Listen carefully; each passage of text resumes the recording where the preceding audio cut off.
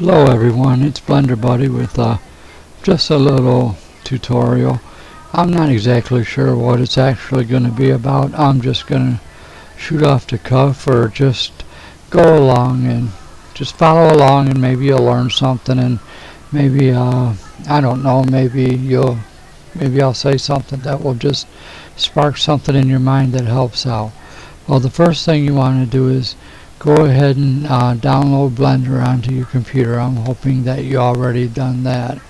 Once you have Blender downloaded onto your computer, we want to go ahead and open it up. The first thing you see when Blender opens is a splash screen. And the splash screen has a little bit of information on it.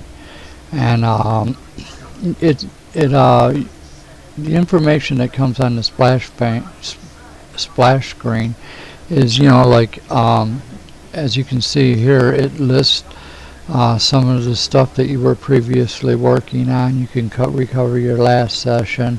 It'll take you to the Blender website, to the Blender manual, and things like that. Plus it also tells you what Blender version you're using and the actual version, so you know exactly where you're at.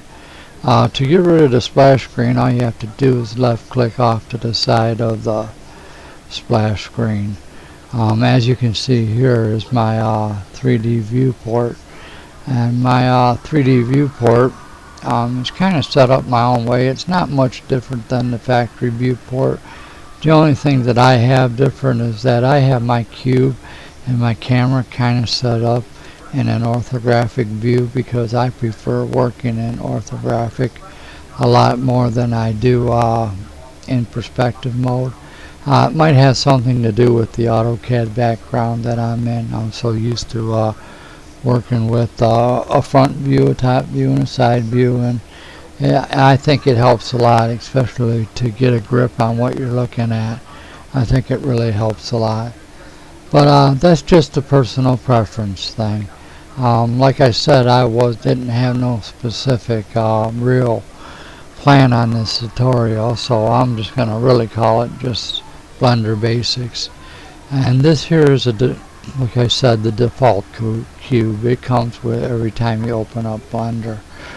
You can change that by changing the settings, by changing the settings in your user preferences. This little icon here or picture represents a camera, and this one here represents a light or a lamp or whatever you would prefer to call it. This here panel on this left hand side, if you click the T key, is your tool panel, and to get more room, if you click the T key, the tool panel will remove. If you click the T key again, it will come back, and this is where all your tools are to work on your object. This particular tool panel now is set up with the tools that will work in object mode. If you click on your object and then go over and tab over into edit mode, the tools that work in edit mode will come up, which is pretty handy. That works out pretty well. Blender has come a long ways.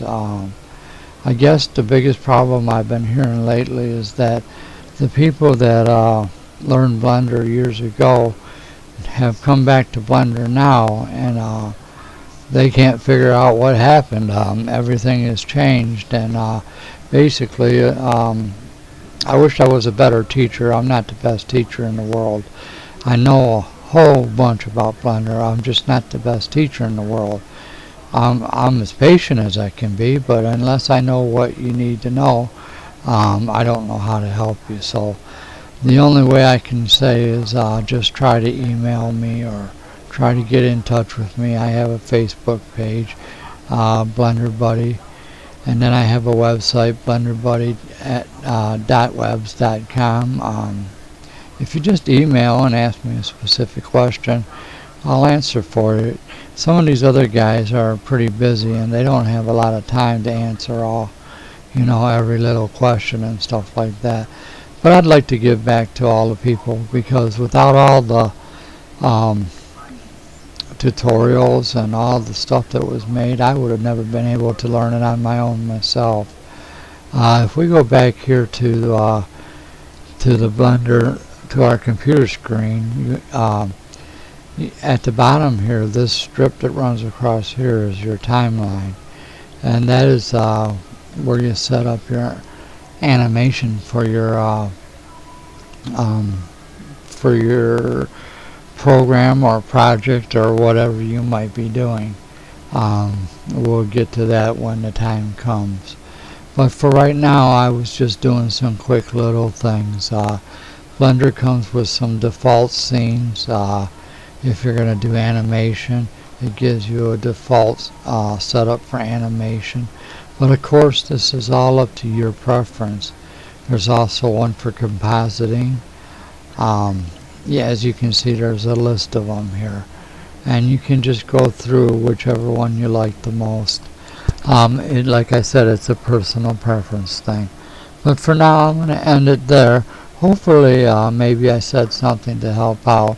I'm trying to get a little better at this teaching thing, but I'm not that great at being a teacher. But for right now, it'll give me a little practice, and maybe you'll learn a few things. And I'm going to keep trying, because I'd like to teach some people how to do some computer graphics, because I really like animation, and I think once everybody started it or got into it and seen that it wasn't as difficult as it looks, but yet it is time consuming, and it does take a dedicated individual, let me tell you that.